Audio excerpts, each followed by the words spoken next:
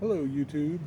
Uh, Wanted to talk today, as you could probably tell from description, about the most dangerous people in a event, SHTF, total collapse, whatever you want to call it, into the world as we know it.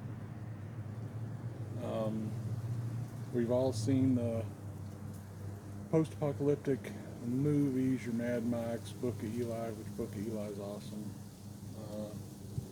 Read the prepper fiction, all that. Okay, the bad guys, they look like bad guys, act like bad guys, and those are the guys you got to worry about. Um, in my humble opinion,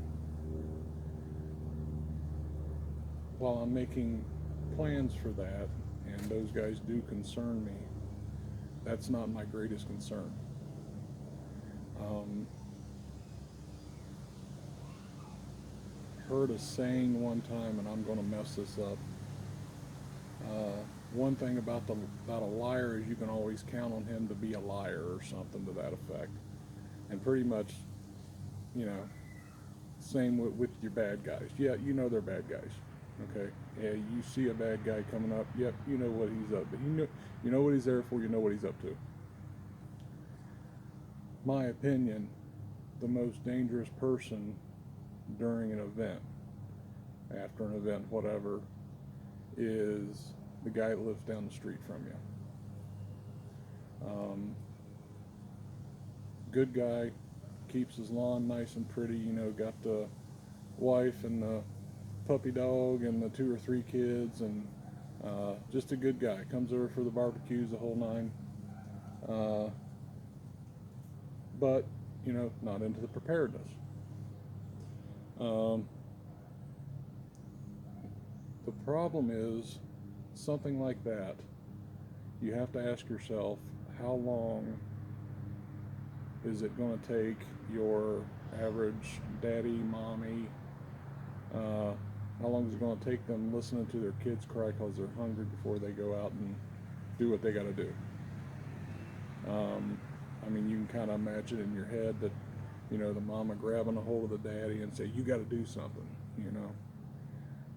Yeah. How many days are they going to listen to their kids cry because they haven't eaten? Um,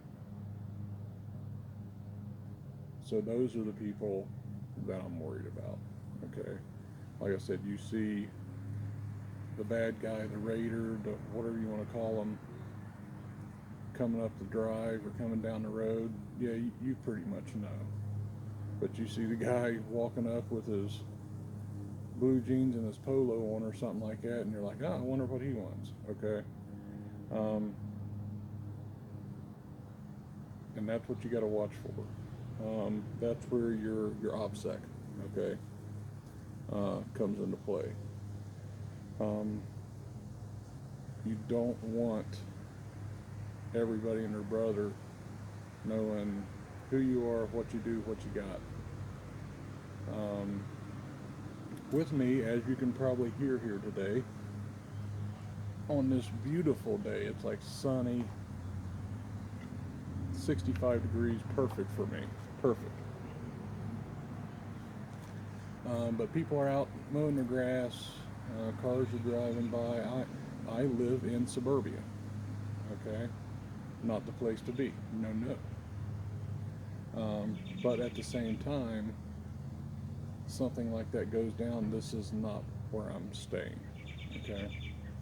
Um, that's why I'm really not too concerned right now to be filming out here in my backyard. Um, when it comes to the majority of our things, our stuff, um, it's not here. It's already in another location somewhere. Um, we have here what we need to get to there. Okay. Um, so, situation arises. I'm not going to be here to worry about Bob walking up wondering if we got any food for his kids. But that's something you need to think about. Okay, are you bugging in? Do you live in a high population density area? And I think that term is it's kind of relative to your opinion on it. Okay, my opinion, if I can look around and I can see half a dozen houses, yeah, I don't want to be here. Okay, I don't want to be here. And I don't care if it's you live in a nice neighborhood and everybody's so friendly. Yeah, no, don't care about that. Um, if you can get outside of town, okay, um, out away from major highways, major routes, um, that's where you're wanting, okay. But anyway, back to the most dangerous person. You have to have a plan on how you're going to handle that situation, okay. Remember, plan takes away your panic, okay. My wife kind of gets on to me. She said, you can just be going to the grocery store and you've already got 3 or 4 different plans. And I said, yeah, I plan for different contingencies. Now, that's not necessarily that, okay, the meteor's going to fall here and we're going to go over here and there's going to be a Sasquatch in the road. No. But I do plan on, if tire blows out, where am I going to pull over? If all of a sudden there's a wreck up here, how am I going to get around it? All that stuff. That way, if something were to happen, I kind of already have a plan in mind, and that's just the way I think. So you can imagine for the bigger things, yeah, my mind's going 100 different directions planning things out. But you need to have a plan to determine how you're going to take care of these things. Now, I am not saying that as soon as you see anybody, you need to be, no, don't do that. But you need to have a plan in place. I know some of the other guys, I know some of the channels I watch here, they talk about having refugee buckets, and that's a great idea. But that kind of goes back to never feed a stray dog, you feed the stray dog on Monday, he's showing up on Tuesday, Wednesday, you know what I mean?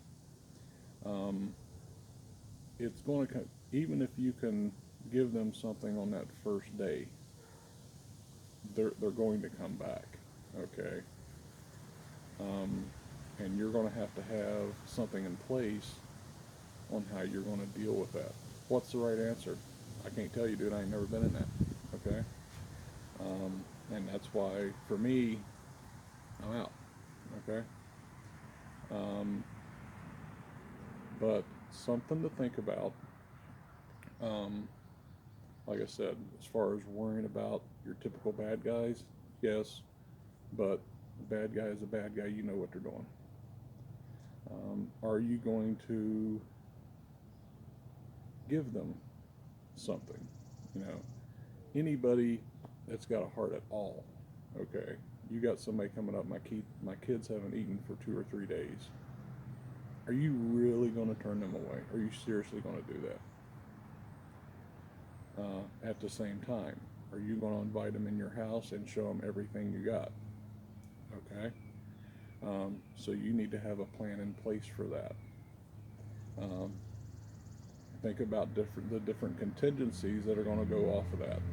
Okay? Remember about feeding a stray dog, but still at the same time, we are instructed by our Creator that we are to look after, the orphans and the widows, the poor, the people that can't. Okay. Now, even though in a situation like that, Bob's got a $300,000 house in a post-apocalyptic scenario, whatever you want to call it, after an event,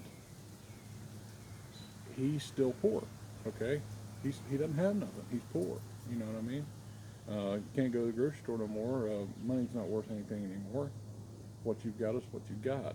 So yes, he is poor, and at that point in time, you with your preps, you are the rich man. Okay. God has instructed us to take care of them, but still at the same time, we are to have wisdom and discretion when it comes to things like that. You don't want to put your family in jeopardy because of that. So something to think about. Get your ducks in a row with this. And when I say have a plan, I don't mean that plan's up in your head, okay? I mean that everybody in your household knows what the plan is, okay? Depending on the age, if you have children, the age of the children, everything else. Remember, having that plan reduces your panic, okay? Keeps everybody calm, keep everybody calm. Because one of the things that I'm concerned about, if something were to happen, you're going to have a lot of people out there that are scared to death. And they're going to be apt to do this with anything and everybody they see, okay? Just because they are scared to death. Something to keep in mind too, okay? So if you see Bob walking up the road, walking up the driveway, is your teenage son, your nephew that came to live with you, niece, daughter, wife, are they sitting there, you know, ready to go, but then they're so freaked out that just okay? So they need to be a part of your plan. So in my mind, plans don't fix everything, because I wish I could remember that. You military guys will know what I'm talking about. A plan never survives first contact. Am I saying that right? But still, at the same time, you don't want to just go into it with, well, whatever happens, happens. Okay. So have yourself a plan. Think about how you're going to do it. If you are going to bug in, if you are going to bug out, if you are going to bug in, how are you going to take care of that situation when it arises? Because it is going to arise. Unless you are the complete gray man where nobody knows anything you have. I mean, if you just lock yourself in the house and you've never talked to anybody in your neighborhood or anything else, but then again, that could go on you too. People are a little more apt to do what they got to do to people that they don't know. Okay, this is what I'm talking about, how it's like I go from here to here, and it's like, well, what about this? What about that? So do you want to be buddy-buddy with everybody in the neighborhood? Do you just want to keep a low profile? There's pros and cons to both, okay? Biggest thing that I can say, OPSEC, okay? Operation Security. People don't need to know my buddies, members of my mag, okay? My family even, you know, brothers, sisters, whatever. They don't know everything, okay, that we have. Heck, even my wife don't know. But yeah, you have to make sure who you're telling what. The whole loose lips sink ships. Yeah. Keep it on the down low. You know, whatever they got to know, they got to know. Now, at the same time, yeah, we want to talk to people about preparedness, rather, because the more people that are prepared, that's less people that we have to worry about. Okay. Yeah, I would love it if everybody had a year's worth of food in their home. That way I know that I don't have to worry about Bob rolling up, okay? They're taken care of, they're squared away. So yeah, you still want to be able to talk to people about things, but you got to have that, you know, give a little, you don't have to give a ton. So think about it. Are you going to do the refugee buckets? Are you just going to hunker in and nobody exists? How are you going to deal with that? Okay, and I can't tell you. Okay, your situation is different from his and his and his and hers and everything else. Okay, um, what's going to work for you might not work for somebody else, so you got to keep that in mind. But anyway, think about your location, population density, um, and think about who knows what. And yeah, when your buddy comes rolling up the street, yeah, it doesn't even have to be a neighbor, dude. Your best buddy. You've been trying to talk to him for years about preparedness, and he's like, "Nah, man, that's all right. We're going down to Disney this year. You know what I mean?" And nothing against vacations. I love vacation. But instead of taking care of things like that, they're doing whatever, redoing the kitchen, redoing the bathroom, whatever. Um, and your close buddies, they're going to know a little more than the next guy. You got to watch your buddies too, okay? Because once again, they're only going to watch your kids go hungry for so long, okay? So keep that in mind. Make sure you have a plan. That's my biggest thing is plan. And then your contingencies off of that plan.